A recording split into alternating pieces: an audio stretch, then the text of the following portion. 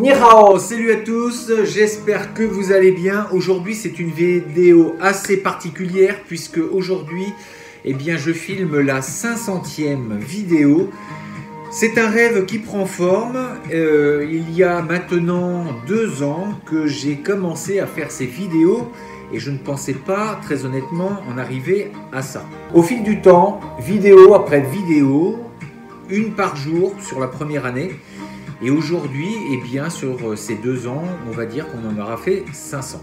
Donc déjà, merci à vous de suivre un petit peu cette chaîne qui avait quand même pour but de montrer les arts martiaux sous un angle différent. Le but était donc de montrer qu'il y avait un parallèle entre les arts martiaux et le développement personnel. Grâce à ces arts martiaux, nous pouvions réaliser nos rêves, notre vie, le mieux possible.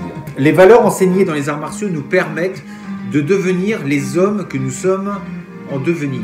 Le chemin est long, on est bien d'accord, mais c'est ce qui en fait tout l'intérêt. S'ouvrir aux autres, aller voyager, rencontrer de nouvelles cultures, de nouvelles façons de penser, tout cela afin de nous enrichir spirituellement, socialement, et de faire en sorte que nous soyons des êtres ouverts d'esprit.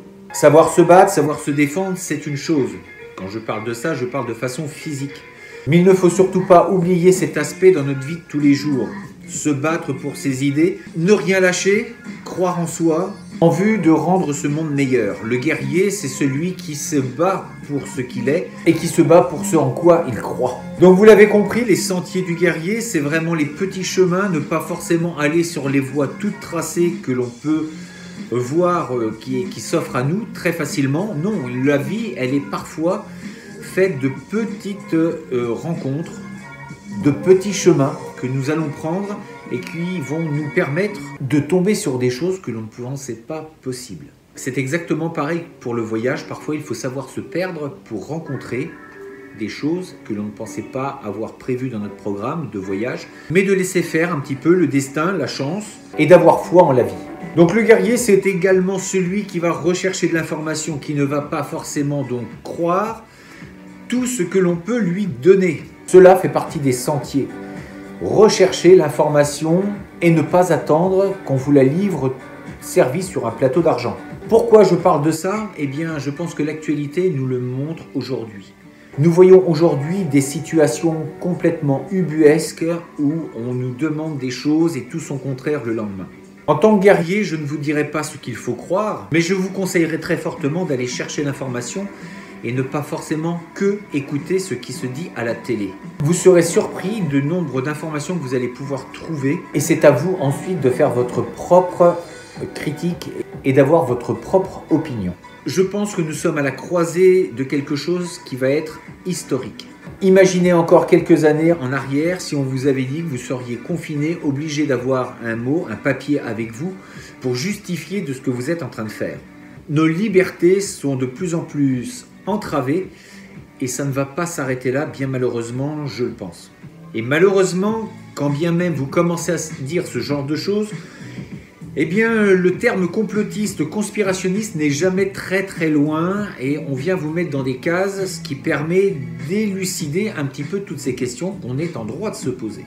Comment se fait-il que des gens ne puissent pas débattre à la télé sur des idées qu'ils ne pensent pas, comme la doxa qui est faite aujourd'hui? On vous dit comment penser et si jamais vous sortez de ceci, on vous critique. Pourquoi je viens à ça ?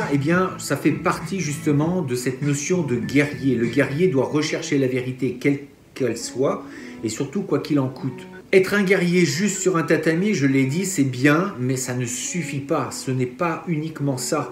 En tout cas, en ce qui me concerne, je pense que ça doit être quelque chose de bien plus grand. On doit être capable de se servir de ce que l'on a appris en termes de valeur, en termes de potentialité et de le mettre sur notre vie. On doit mettre un petit peu tout cet enseignement au service de notre vie. Nous ne sommes pas des guerriers, nous ne sommes pas des combattants si nous ne sommes pas capables de défendre nos propres libertés. Il y a eu énormément de grands maîtres, quels qu'ils soient, au travers des siècles qui ont eu des problèmes avec la justice. Parce qu'ils se sont battus pour la justice, pour en tout cas ce qui leur paraissait juste, et ils n'ont pas eu peur de s'élever contre justement des gouvernements parfois tyranniques. Aujourd'hui, nous sommes privés de notre sport, de notre art. Nous ne pouvons plus aller pratiquer. Encore une fois, je pense qu'on peut le faire malgré tout. On peut aller dehors, en petit comité restreint, aller dehors et s'entraîner malgré tout. Imaginez, aujourd'hui, il y a énormément de commerces qui vont fermer. Regardez tout autour de vous. Il y a énormément de commerces qui vont fermer et qui vont se retrouver avec rien. C'est une économie mondiale qui va s'arrêter. Malgré toutes ces mauvaises nouvelles, il faut rester positif. Il faut se battre pour faire des choses positives. Nous avons le droit de créer un monde meilleur. Résister, c'est déjà promulguer l'information, la faire circuler, faire en sorte que les gens recherchent cette information. Nous sommes tous acteurs de notre vie. Nous avons tous un rôle à y jouer et ne pas être uniquement spectateurs. Il y a des choses qui vont se passer dans les mois à venir. Je vous invite très fortement à regarder ce qui se passe et d'aller vous informer.